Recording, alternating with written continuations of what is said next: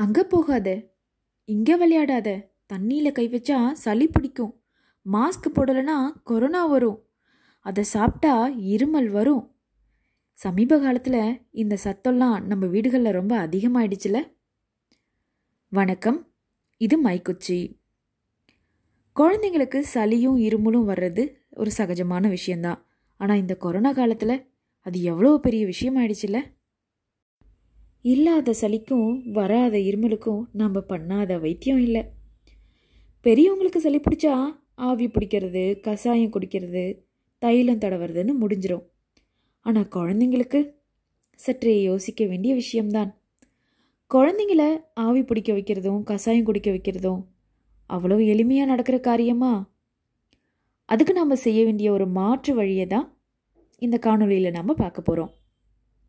ஒரு உள்ளங்கை அளவுக்கு வட்டமாக இருக்கிற வெள்ளையான மெல்லிய பருத்தி துணியை எடுத்துக்கணும். அது கூடவே கொம்பு மஞ்சள், மிளகு, துளசி, பச்சை கற்பூரம், அதாவது சமையலுக்கு பயன்படுத்துகிற கற்பூரம், இந்த 4 பொருளையும் எடுத்துக்கணும். இதில் அந்த கொம்பு மஞ்சளையும் மிளகையும் ஒரு சின்ன உரலில் போட்டு ஒன்றும் பாதியமாக இடித்து எடுத்துக்கணும். அது கூடவே துளசியையும் பச்சை கற்பூரத்தையும் சேர்த்து அந்த வெள்ளை பருத்தி துணியில் வச்சு ஒரு சின்ன மூட்டை மாதிரி கட்டி எடுத்துக்கணும். இப்போ இந்த சின்ன மூட்டையை நோன்பு கயிறு மாதிரி குழந்தைங்க கையில் கட்டி விட்டுறணும். இப்போ குழந்தைங்கள அப்பப்போ இந்த மூட்டையை முகந்து பார்க்க சொல்லணும். அப்படி ஒருவேளை அவங்க முகந்து பார்க்க மறந்தாலும் கை தானாக முகத்துக்கிட்ட வரும்பொழுது அந்த வாசம் தானாகவே அவங்கள நுகர வைக்கும். இதில் மஞ்சளும் பச்சை கற்பூரமும் கிருமி நாசினி, மிளகும் துளசியும் சளியை போக்கும்.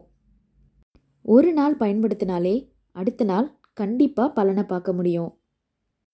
இந்த கொரோனா காலத்தில் குழந்தைங்களை பாதுகாக்கிறதுக்காக ஒரு சித்த மருத்துவர் சொன்ன ஒரு சின்ன குறிப்பு இது. இந்த முடிச்சு கையில் இருக்கும் பொழுது கொசுக்கள் கூட இந்த வாசத்தினால குழந்தைங்க கிட்ட வராமல் இருக்கிறதுக்கு நிறைய வாய்ப்பு இருக்குது. இந்த நேச்சுரல் ஹோம்மேட் இன்ஹேலர் கண்டிப்பாக எந்தவித பக்க விளைவுகளையும் ஏற்படுத்தாதுன்னு உறுதியாக நம்பலாம். அடுத்ததாக பின் குறிப்பு. இந்த பொருட்களில் துளசிக்கு பதிலாக கற்பூரவள்ளி தழையையும் பயன்படுத்தலாம். அதே மாதிரி கொம்பு மஞ்சளை மட்டுமே பயன்படுத்தணும். ஏன்னா கொம்பு மஞ்சள் மட்டும்தான் சமையலுக்கு பயன்படுத்துகிற சரியான மஞ்சள். இன்னொன்று, குழந்தைங்களுக்கு மட்டும் இல்லை, பெரியவங்களுக்கு கூட ஆவி பிடிக்கிறத விட இது கொஞ்சம் எளிமையான முறையாக தான் இருக்குன்னு நம்புகிறேன். இதே மாதிரி குழந்தைங்களுக்கான குறிப்புகளோட வேறொரு காணொலியில் மறுபடியும் சந்திக்கலாம். நன்றி, வணக்கம்.